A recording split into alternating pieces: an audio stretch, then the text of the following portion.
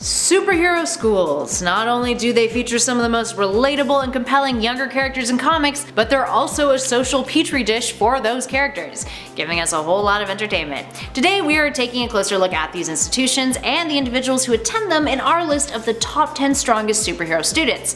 Now this list is a little Marvel heavy if we're being honest. It's also worth noting that some of these characters' stories began with them being students and now they've grown up into young adults in the current continuity, but we've tried to stick to characters who were recently students. We've also tried to vary the list in terms of not pulling all from the same school. Looking at you, Xavier's. So with that in mind, let's get to the list. Starting us off in at number 10, we have a DC character, Chemical King. Let's begin our list with a student from DC's The Legion Academy, Chemical King. Now it is worth noting that DC isn't really well known for its super-powered schools compared to its publishing competition, so we're beginning with something a little bit more obscure here in Chemical King. He first debuted in Adventure Comics issue 371 back in 1968, and his powers are that he can alter the speed of chemical reactions. He hails from the 31st century from a planet called Flawn, and during his time at the Academy he infiltrated the Legion of Supervillains. Once graduating, he became a full-time member of the Legion in Adventure Comics issue 372. Yes, the issue after the issue he debuted, so wasn't a student for long. Moving on to number 9, METTLE from the Avengers Academy. The Avengers Academy was a training academy in which young superpowered individuals were selected to join, with the goal of training them to become members of the Avengers one day. METTLE was one of the first members of the Avengers Academy, having been recruited to the school during the Heroic Age after an interaction with Norman Osborn. More on that in a sec though. METTLE is Ken Mack. He was a 16-year-old surfer dude from Hawaii with not a care in the world. Now during a surfing accident, his skin was torn off his face, revealing a red iridium skull beneath his flesh. Osborn gets wind of this and then learns the trauma that he experienced accelerated Ken's transformation into an iridium body, which would give him superhuman strength, durability, and make him virtually indestructible. Osborn then further accelerated the transformation, causing Ken's entire body to become iridium. Moving on to number 8, X-23 at the Avengers Academy. X-23, aka Laura Kinney, is a clone of Wolverine's, and she was also a student at the Avengers Academy. X-23 is another member of the Avengers Academy, but joined much later than METTLE did in Avengers Academy issue 23. How cheeky. Like her father, who actually became her adoptive father too, might I add, she has a regenerative healing factor and retractable adamantium-coated bone claws in both her hands and her feet. Her time at the Academy would be cut short after the series was cancelled a year after she joined. Moving on to number 7, Moon Girl. Moon Girl is a bit different than the others on our list. She is not a part of a specific superhero or superpowered based school, but rather is just a straight up regular student, which is a large plot point in many of her stories. Moon Girl is an inhuman named Lunella Lafayette, and she is a super genius who is also capable of consciousness transferal. She also hangs out with her T-Rex buddy Devil Dinosaur, which is pretty dope. Despite her superior intellect, she attends Public School 20 and a Silver, unable to go to a better school. And her classmates make fun of her because of her super intellect and her inventions, dubbing her Moon Girl. Up next, number 6, Robin. How could we not include the ultimate student in the DC universe? Ever since the Golden Age, Batman has had a young ward who operated under the mantle of Robin. The first was Dick Grayson, arguably the most famous of Robins, who was Batman's pupil, his mentee, and of course his sidekick. Everything he knows about combat and about being a superhero he essentially learned from Bruce, and also gained quite a bit of trauma from him at times, but that's not here nor there. While Dick has grown up and become Nightwing now, several Robins followed in his footsteps. The tragic Jason Todd, Tim Drake, Stephanie Brown for a hot second, and now Bruce's own son, Damian Wayne. And at number 5, Valeria Richards. Well, that was a jump in power, wasn't it? We're getting into much more powerful territory coming up on this list, starting with Valeria Richards, or rather, Valeria Megan Von Doom.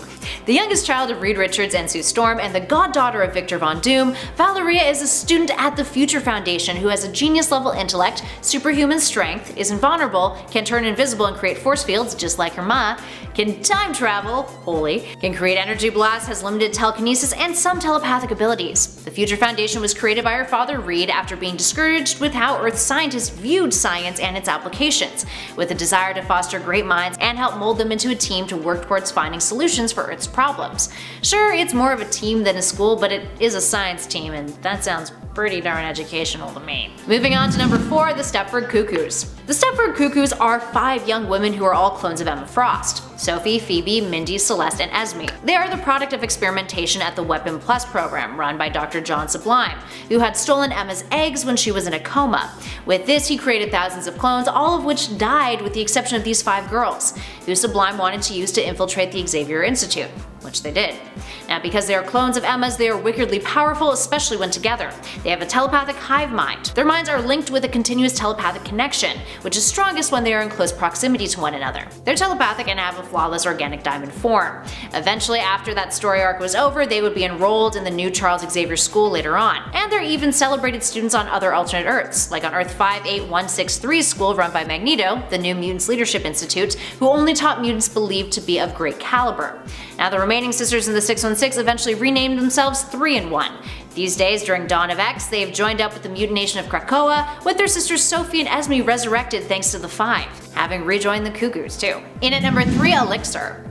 ELIXIR, aka Josh Foley, is a relatively newer X-Men character who debuted back in 2003's New Mutants issue 5, and was one of the handful of characters in Dawn of X to be declared an Omega-level mutant. And his powers speak volumes. He is capable of biological manipulation. When debuting in 2003, he was a member of the anti-mutant group the Reavers. That's when his powers began to manifest, and he was eventually outed to the group as a mutant, and his parents kicked him out of their house. This forced him to reluctantly join the Xavier Institute for Higher Learning. After restoring Wolfsbane's powers to her, she accidentally lost control and lashed out against him, and he was mortally wounded. Josh was forced to have to heal himself since Archangel was not at the mansion, so he was electrically shocked awake in order to do so, and this caused his hair and his skin to turn a reflective gold color. It was during this event that it became more obvious to the rest of the X-Men just how strong a mutant Josh could be. He can manipulate all of the body's functions on a genetic level, control the biological structure of any organic matter, can resurrect himself, and he's able to generate on a molecular level. Because an Omega-level mutant's upper limit or extent of their powers are unknown, we don't know just how powerful ELIXIR could be on his best day, although he did once almost resurrect 16 million mutants at the same time, if that is any indication. Up next, number 2, Kid Omega. From one Omega-level mutant to the next, we have Kid Omega in our number 2 spot. He is Quentin Quire, an Omega-level telepath who is also capable of telekinesis and has a genius-level intellect. Now, when he first debuted in 2003, he enrolled in the Xavier Institute and quickly became Charles Xavier's prized pupil. And his rivals/classmates, the Stepford Cuckoos, even noted that he had a see-through mind. They also found him really disturbing at first.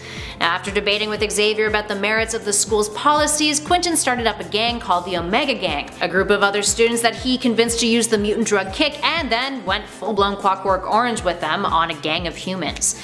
Now, the Stepford Cuckoos would eventually put an end to this reign of terror, sending Quentin through a wall with a telepathic shockwave, in which pushed him into an incorporeal state, which some fans have debated proves that he is able to achieve immortality to some extent. Now, just like Quentin, our next number is also an Omega-level mutant. In at number 1, Franklin Richards. Now, f*** off, Franklin Richards. Just f*** off with your wickedly awesome powers. God, joking aside, this kid can do some absolutely insane stuff. A student at the Future Foundation, he is also considered an Omega-level mutant, although he aligns himself with humans rather than joining up on Krakoa in recent times. Anywho, back to those powers. Richards is the son of Mr. Fantastic and Invisible Woman, Reed and Sue, and he's capable of matter and energy manipulation, energy projection. He has psionic abilities like telekinesis, telepathy, precognition, and he can astral project. He can teleport. He's immortal, and of course my personal favorite, he can create a whole pocket universe, which he did during Heroes Reborn. He warps reality, and he can do so on a cosmic scale. And in future realities, Franklin has actually been depicted as being as strong as a Celestial. Should I reiterate how I opened this number now, or yeah. The kid's hella strong, I think we get it. Alright, there we have it, friends. What other famous comic book students do you think should have been on this list? Give us a shout in those comments below and let us know your thoughts. If you dug this video, you guys know what to do. Hit that like button, share with a friend, subscribe to Top 10 Nerd if you want to stick around with us some more. We'd love it if you did. In the meantime though, thank you for watching, friends. I'll catch you all in the next video.